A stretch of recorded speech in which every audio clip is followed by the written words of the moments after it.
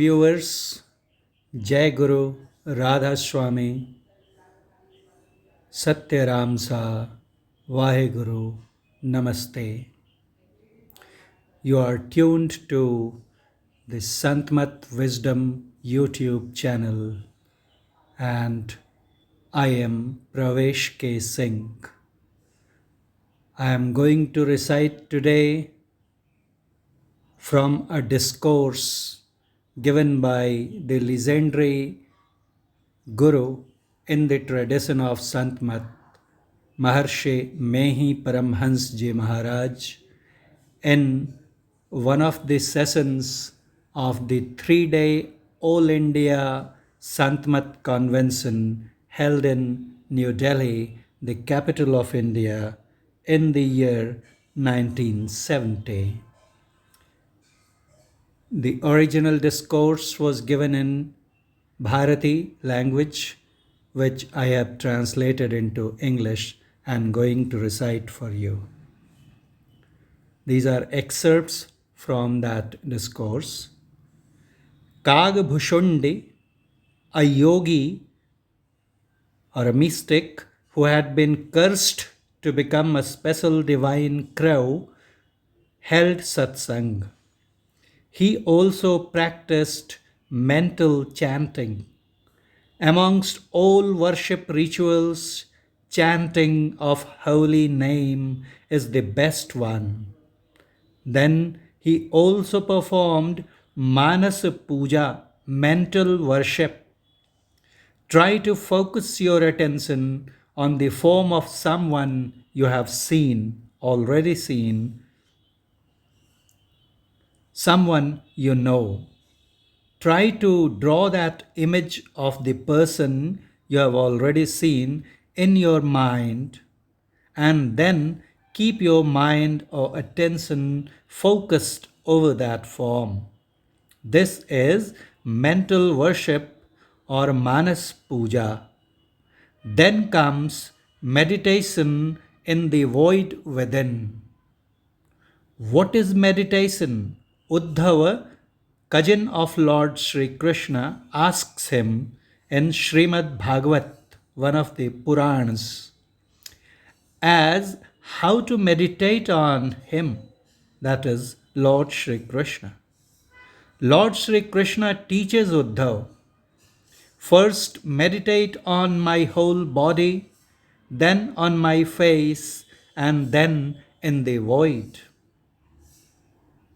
Mental worship includes the acts of meditating on the whole persona one has already seen, as also on the face only.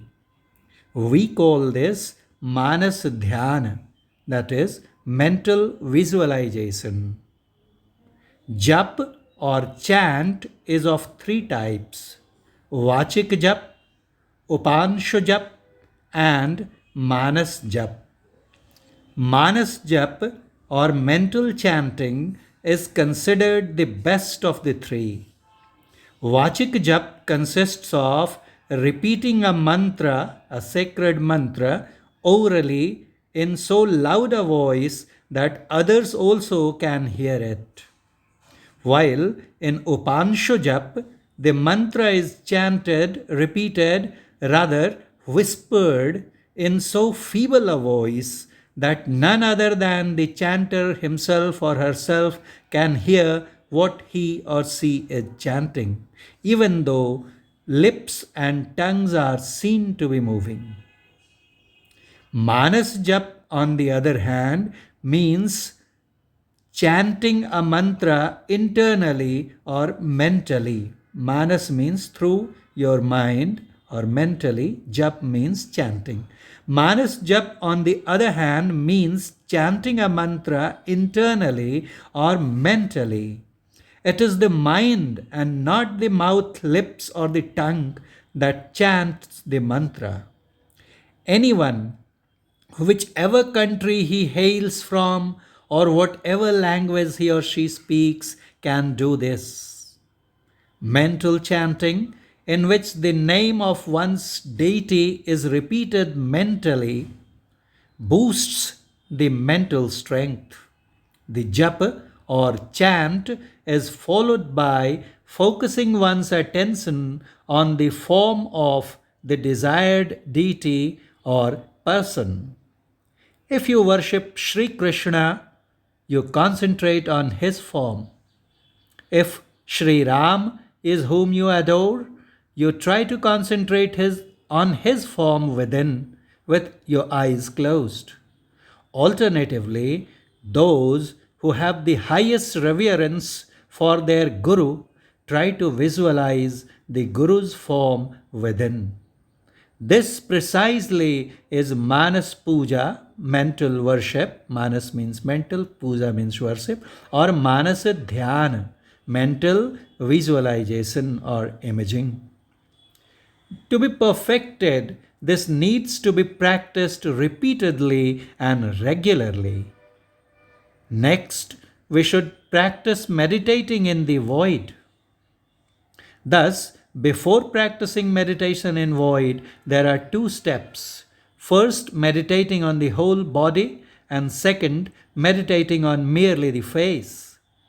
Our attention, when meditating on the whole body or persona, is scattered relatively over a wider area than when meditating on merely the face.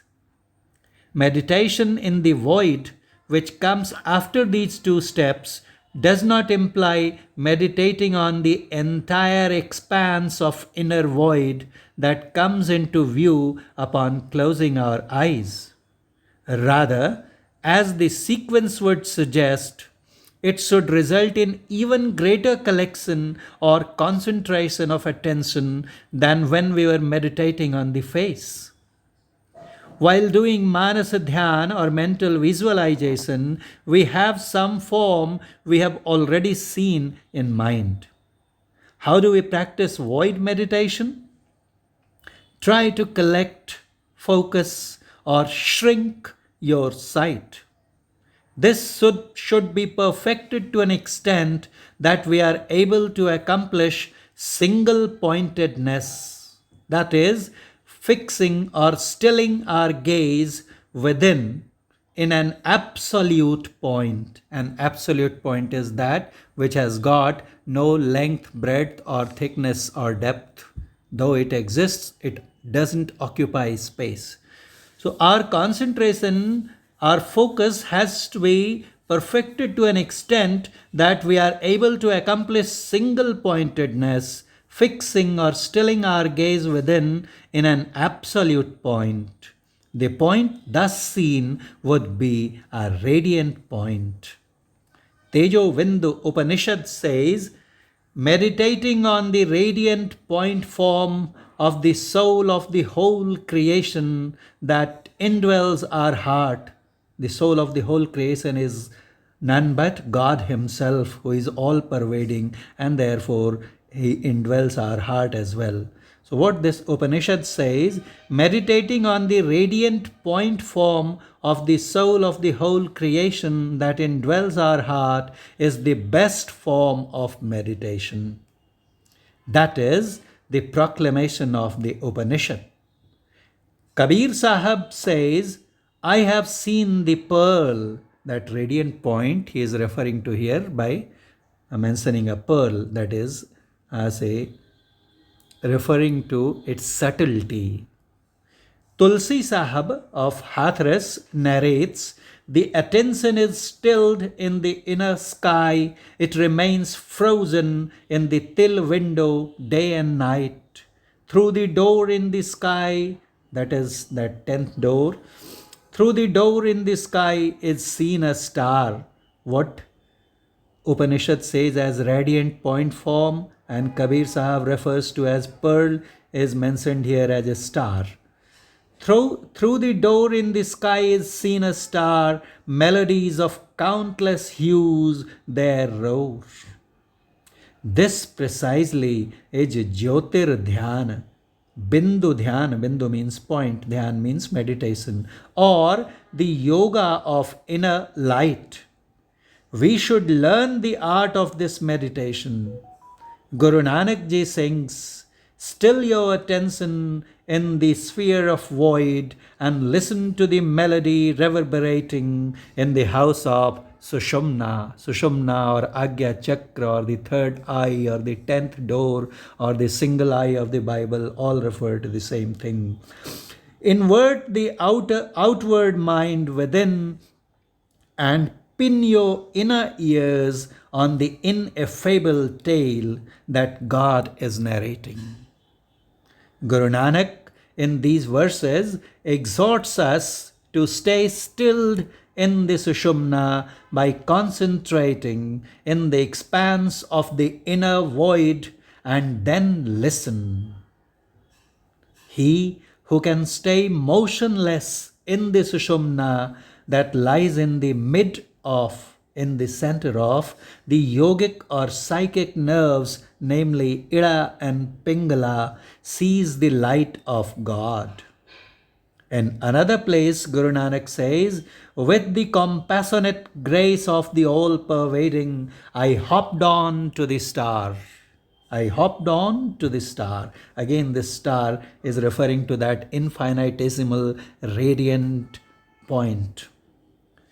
So all the saints, all the sants share and express similar inner experiences. Their experience is not illusory. Whosoever tries diligently gets surely the same experience. Many persons say, well, I don't see anything of the sort. To them, I have to say, you are not able to still yourself. Still yourself, freeze your attention, and you shall surely see. Sadguru Maharshi Mehi Paramhans. This was a discourse, as already informed, given in the 3-day annual convention of All India Santmat Satsang held in New Delhi during the afternoon Satsang on 3rd March 1970. Hope you liked the part of the discourse. To those who have not already subscribed to the channel, I would make a humble request to do so now. And I'll be soon back with another of the precious pearls of wisdom coming from the Sants in the tradition of Santmat. Bye till then. Jai Guru, Radha Swami, Sahib Bandagi, Satya Ram Sa, Vahe Guru, Jai Guru.